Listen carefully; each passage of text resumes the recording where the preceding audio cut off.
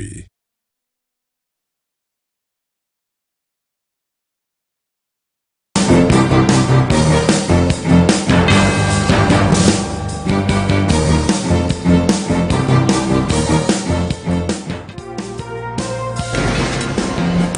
A very warm welcome to you wherever it is you're tuned in from Kenya, East Africa and around the world. You're right on time for Business Cafe on KTN News, the only name in business. My name is Brian Jozotieno. We have a lot lined up for you, of course, on the agricultural front. And today we'll also be talking about scrap metal ban. 34 minutes past 9 a.m. East African time. We are coming to you live from Nairobi. Let's get you informed. The government, together World Bank and FAO, have developed a strategy for management of migratory and invasive pests, which will be implemented at the cost of 23 billion Kenya shillings to establish a modern information and knowledge management system to strengthen surveillance, forecasting and ensure timely and effective control operations. Now, Agricultural Cabinet Secretary Peter Munya, during the launch, said the 2022-2027 strategy has identified 7 priority pillars, including resource mobilization and management, the use of ICT, enhanced knowledge management, and environmentally and technically sound pest management systems for a comprehensive migratory pest management system, and provide a platform for coordinated and collaborative approach. Security and livelihood of farmers and hunters. My ministry will support the development of the relevant institutional, policy, and regulatory frameworks prioritized in this strategy, including establishment of a funding mechanism within government that ensures resources are available for quick and effective response to any invasion. We will be traveling over the next few days to see firsthand the impacts of the drought and other challenges being faced by farmers and pastoralists here. And I would say that using plans like this strategy are the foundation for making sure that we take similar proactive and anticipatory steps to take on this challenge of drought. FAO has issued a drought response plan for the Horn of Africa, calling for $130 million from donors and partners to support the needs of 1.5 million people in rural communities in this region. All right, and Nairobi City Boda operators, through the Umbrella Boda Association, have pleaded with the government to retain the immediate former Central Police Station, OCPD Adams Bungei. OCPD Bungei is among the over 30 OCPDs who have been transferred in the recent past, his new posting being Turkana. Through the chair of the Umbrella Boda Association, Chair Thomas Lesartin, the association wants the OCPD reinstated to Nairobi or promoted for his exemplary work in averting crime in Nairobi. Take a look. We heard of transfer of OCPD of Central Police Station, Mr. Adamson Bungei, and since he came here, we have seen a lot of stability in terms of security in the CBD. Wakora wote wale walikuwa wanaibia simu, wananyang'anya wamama vibeti, zote zimeondolewa.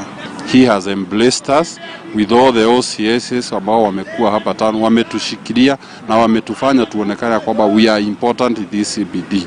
So we are appealing to the government, not unless amepandishwa cheo kutoka OCPD, awe amekuwa promoted maybe to DCC or even a county commissioner, awe amepandishwa cheo.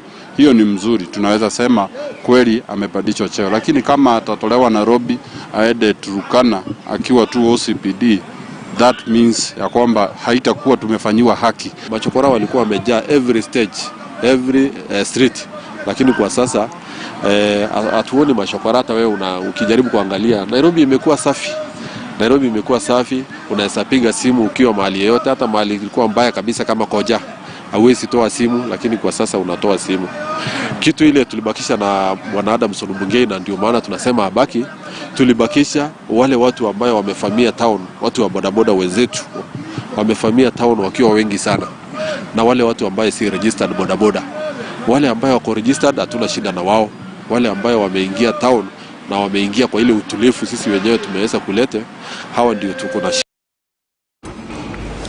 Very well. Owners of small and medium enterprises, also known as SMEs, are skeptical about what the future holds for them following the devastating economic effects of COVID-19 pandemic on their businesses.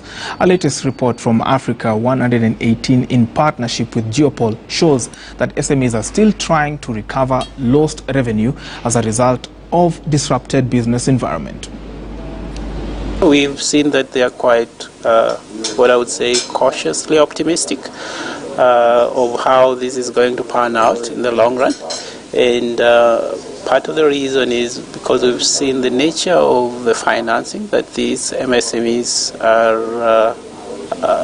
find available to them is mostly pegged on the owners as opposed to variety of funding. So most of the time then the effect is quite dire to them.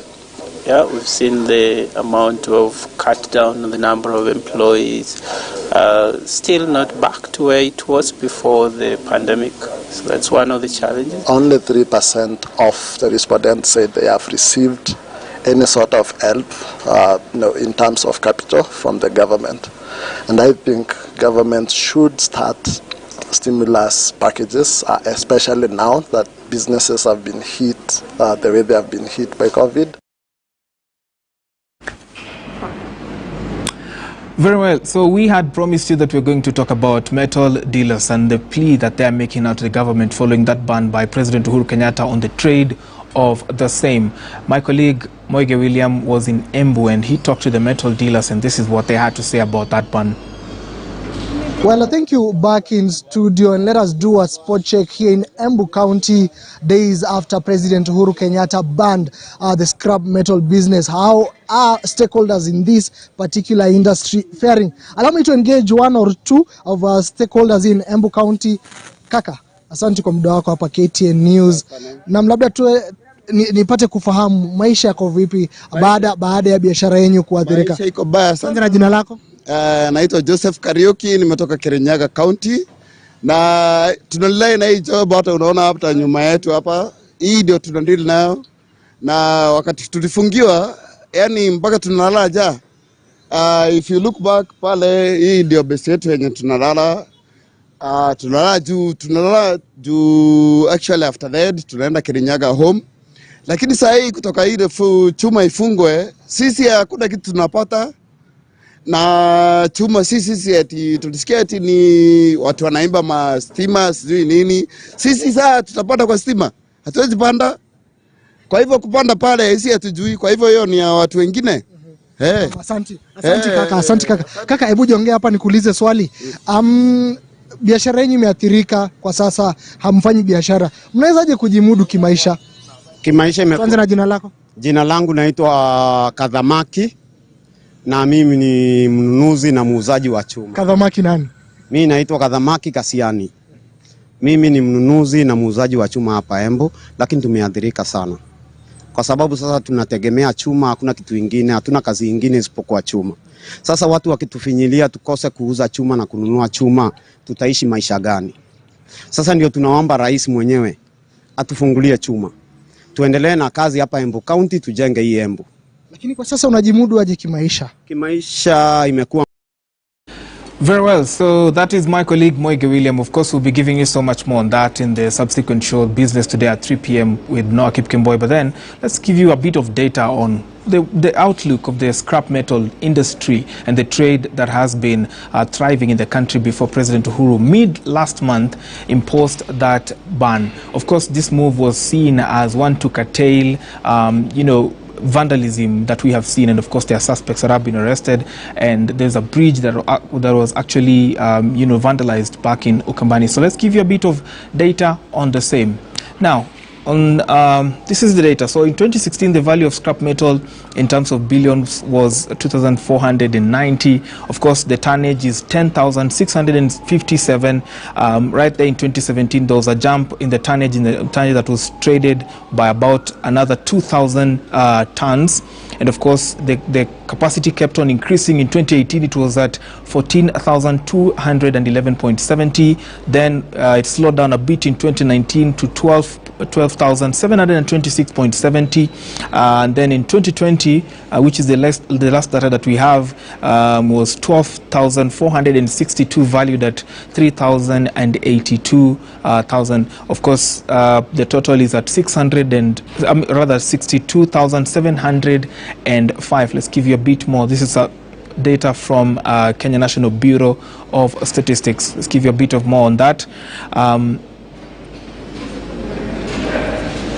Very well. Okay, very well. Let's now get to that interview with the Kenya Iron and Scrap Metal Association's chairperson, Evans Ng'ang'a. He joins us via phone. Evans, good to hear from you. Now, in light of the vandalism that has been going on in the country, do you support the scrap metal ban by the president, Evans? Thank you. I do not support the ban. What I support is streamlining the industry. I want to correct you first. The narrative of scrap metal is a colonial narrative. When they were registering the dealers then. Right now the narrative is scrap, the metal recycle industry. That is the narrative currently. And hello? Hello? We can hear you, Evans. Go on. Carry on. Okay. But we do not support the ban, but we want to streamline the industry. And as you mentioned in your figures, out of 62,000 tons, or about 10,000 tons, what you just mentioned, the value of vandalism there, the rate of vandalism there is very, very minimal. So those are the things those are the people that you want to pluck out. You want to straighten our industry so that these issues of embarrassment, we get rid of them. When you say there's a comparatively bigger magnitude of effect with regard to the vandalism that we are seeing, how many people have been affected, and what are the volumes of trade that have been affected by the ban? We are talking about one thing is in terms of resource. You are talking about 2 million worth of human resource. You are talking about from 200 to 500 million worth of turnovers every day. So you can imagine that type of business, the people that, the families that it's catering for. So the level of both human resource and monetary resource is very, very high. Right now, as you're speaking, people are suffering so much. Their kids who've been sent away from schools. You heard the gentleman say, this is their lifeline. So what do you expect of us? I hear you. In your own sentiments, the move by the president was reactionary. What then would you recommend as an association chair? I would recommend the president calls us. We have a meeting with his people. We've already given guidelines that we feel that they should be followed so that our business can return to normality. One thing is licensing. For a long time, even during the 70s and 80s, licensing was purely done by the police, the trade ministry, and the county council. For example, the police, you could not have gotten the license if you didn't have your fingers taken. That's like what they do at the CAG now. The trade ministry used to come to every business to inspect whatever the dealers are buying. So these are the things that we feel should come back. And these are the guidelines that we're giving to the government. Talk to us as stakeholders. We sit down and see the way forward. And we definitely know that we are going to get to a point whereby the government is going to do back to business. Well, thank you so much, Evans Ng'ang'a, right there, the chairperson of Kenya Iron and Scrap Metal Association's dealer, the chairperson of the association right there. We have been speaking to him on the state of the ban and the effect that it has on the economy right now. He says about 2 million people in the human resource that are transacting in scrap metal on a daily basis have been affected by that ban, and we hope that an amicable solution will be arrived at soon. Now, on this week's episode of The Innovator, we focus on a startup that is enabling access of emergency services like security and ambulance services for healthcare. Here then is this week's episode of The Innovator.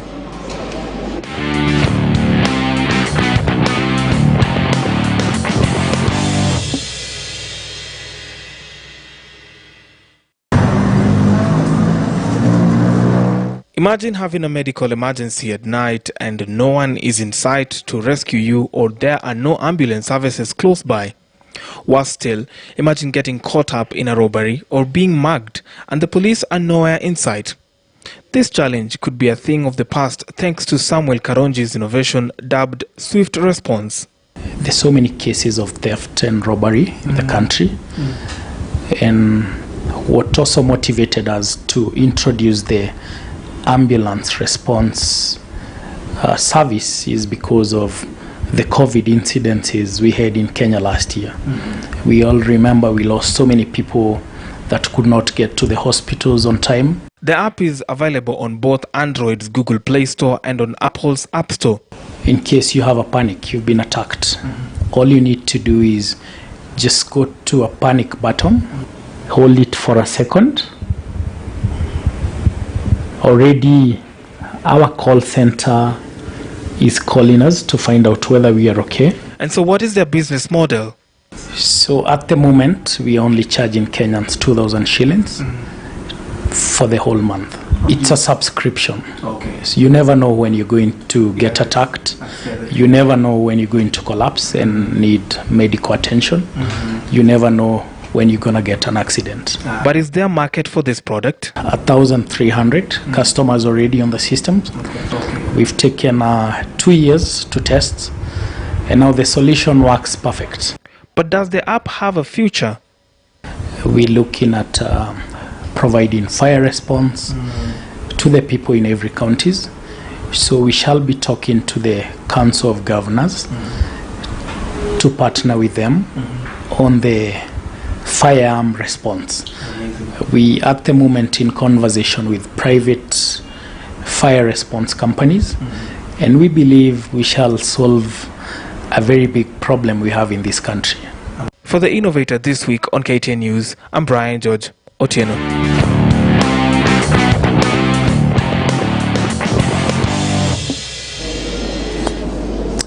Very well then, and that's where we end it right here on Business Cafe. Many thanks for your invaluable company. Today I was riding solo. Brenda is a bit unwell, but of course the show must go on. I'm Brian George Otieno. See you tomorrow, same place, same time. Enjoy the rest of your viewing.